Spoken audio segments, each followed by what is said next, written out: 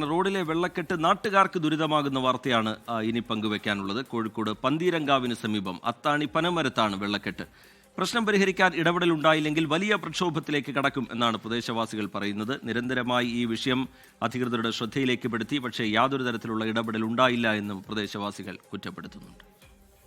മഴയാണെങ്കിലും വെയിലാണെങ്കിലും അത്താണി പനമരത്ത് റോഡിൽ വെള്ളക്കെട്ടാണ്. വെള്ളം ഒഴുകിപ്പോകാൻ സംവിധാനമില്ലാത്തതാണ് നിലവിലെ ഈ പ്രതിസന്ധിക്ക് കാരണം.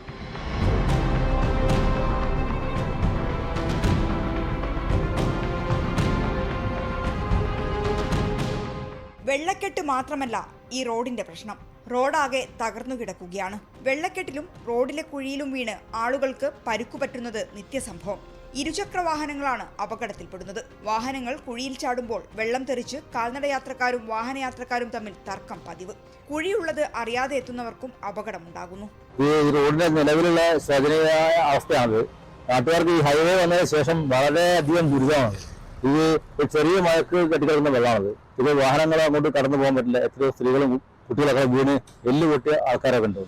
ഇതിന് നേരെ 100 വീട്ടുകാരുണ്ട്. ഈ ഒരു മഴയോട് പോയാൽ എല്ലാ വീട്ടിലും വെള്ളം കയറും.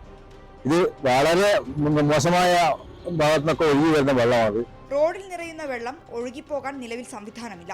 ദേശീയപാതയ്ക്ക് കുറുകെ നിർമ്മിച്ച കൾവേർട്ടിലേക്കുള്ള വഴികളെല്ലാം അടഞ്ഞതോടെ ഏത് സമയവും റോഡിൽ വെള്ളക്കെട്ട് തന്നെയാണ്.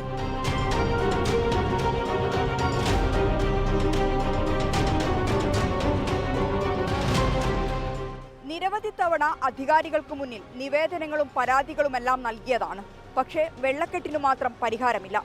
അതുകൊണ്ട് തന്നെ പ്രക്ഷോഭത്തിലേക്ക് നീങ്ങാനാണ് പ്രദേശവാസികളുടെ തീരുമാനം. മിഥില ബാലൻ, 24 കോഴിക്കോട്. ലോകത്തെവിടെയായാലും ഏത് സമയത്തും 24 വാർത്തകളും ഓഗ്മെന്റഡ് റിയാലിറ്റി പാക്കേജുകളും എക്സ്പ്ലെയിനറുകളും വിശദമായി കാണാൻ ഞങ്ങളുടെ യൂട്യൂബ് ചാനൽ നിങ്ങൾക്ക് സബ്സ്ക്രൈബ് ചെയ്യാം.